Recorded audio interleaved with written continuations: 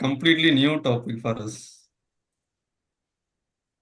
And transaction அனாலிசிஸ்னாக்க நம்ம சாமிகிட்ட வேண்டிட்டு நான் இது உங்களுக்கு செய்யறேன், நீங்க எனக்கு செய்யுங்கிற மாதிரி. That's the basic understanding that we have of what transaction analysis is.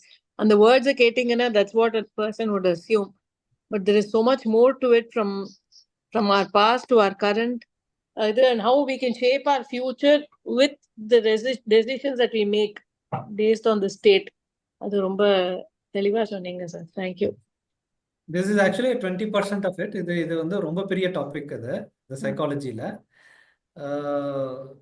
It's இதை வச்சு என்டையர் பர்சனாலிட்டியே வந்து சேஞ்ச் பண்ணுற மாதிரி இந்த கவுன்சிலிங் அண்ட் திங்ஸ் இதை வச்சே வந்து நிறைய ப்ராப்ளம்ஸ் அட்ரஸ் பண்ணலாம். அது வை ஏன் இந்த மாதிரியான பர்சனாலிட்டியில் இருக்காங்க அப்படிங்கிறதுக்கு transaction analysis will give you an answer. I have also done counseling, MSc in counseling and psychotherapy.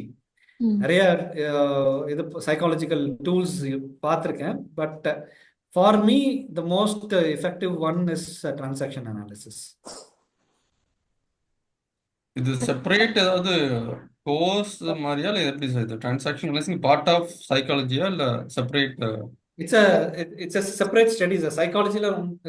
சைக்காலஜியில் ஒரு பார்ட்டை தான் பார்ப்பாங்க. இது ஈவன் எம்பிஏல இன்னைக்கு வந்து டிரான்சாக்ஷன் அனாலிசிஸ் ஹெச்ஆர்ல வந்து TA is a compulsory topic. But இந்த டிஏ வந்து இந்த மாதிரி எடுக்க மாட்டாங்க. அவங்க வந்து சும்மா just parent child ego adult அது அப்ளிகேஷனே புரியாது, எதுக்காக படிச்சோன்னே புரியாது. நானே இந்த மாதிரி செஷன்ஸ் 15 years பேக் எடுத்திருக்கேன்.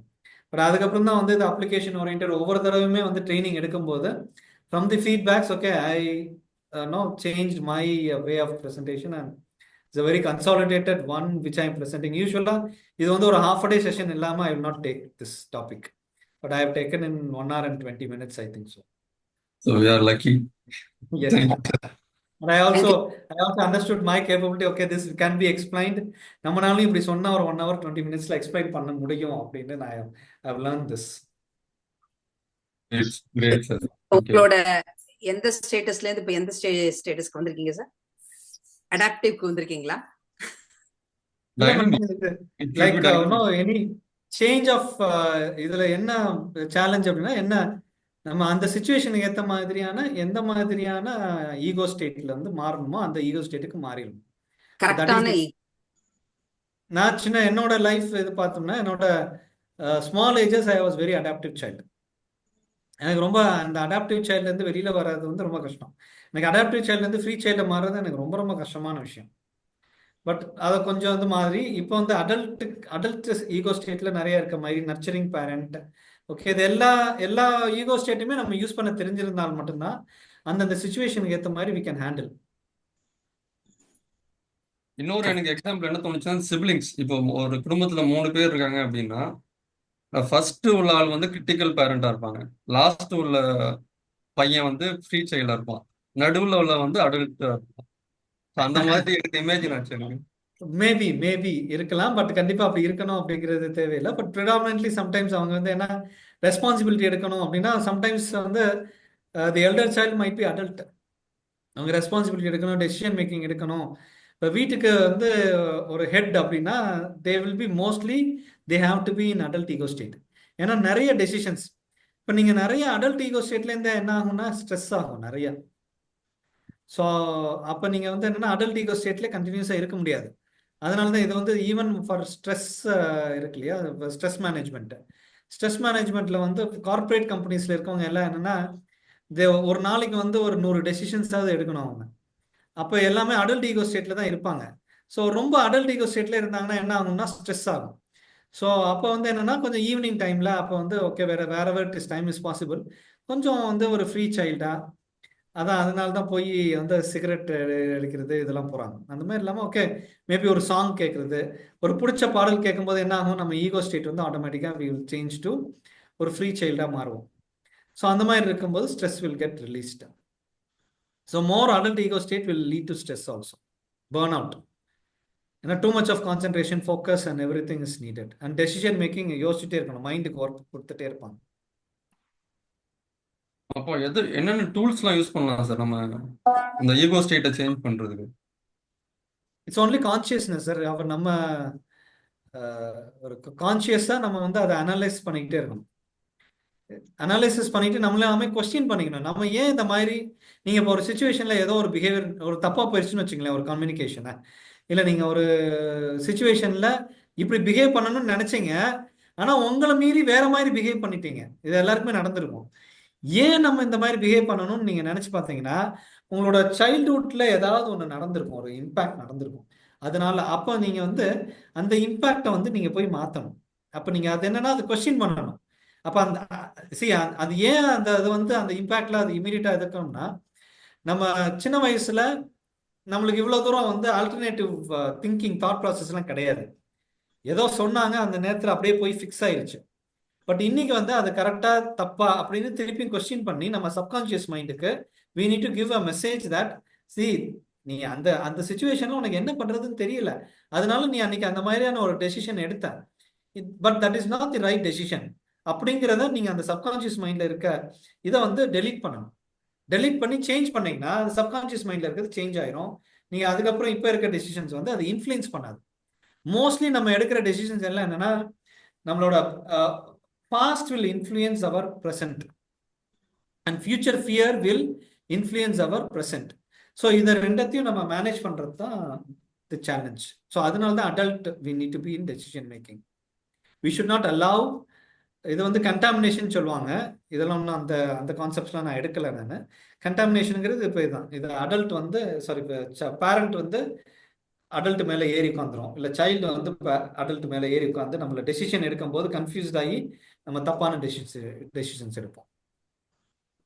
இப்போ அனலைசிஸ் பண்ணணும்னா இப்போ நம்ம அடல்ட்ல இருந்தால் தான் அனலைஸ் பண்ண முடியும். அடல்ட்ல இருந்து தான் அனலைஸ் பண்ணணும். நீங்க அதனால காமா எமோஷனலா இருக்கும்போது அதனால தான் எந்த டெசிஷனுமே எடுக்க வேண்டாம்னு சொல்லுவாங்க.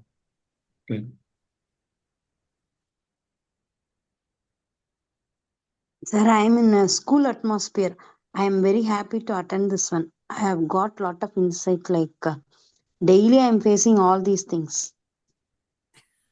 For teachers it's a very important one, madam. இது ஆக்சுவலா டீச்சர்ஸ் அண்ட் ப்ரொஃபஸர்ஸுக்கு ஐ வில் ரெக்கமெண்ட் ஒரு 1 day ஒர்க்-ஷாப்போ 2 day ஒர்க்-ஷாப்போ நம்ம இதை போட்டு கம்ப்ளீட்டா இது பண்ணோம்னா த வே தே டாக்ங்கிறதே கம்ப்ளீட்டா மாறிடும்.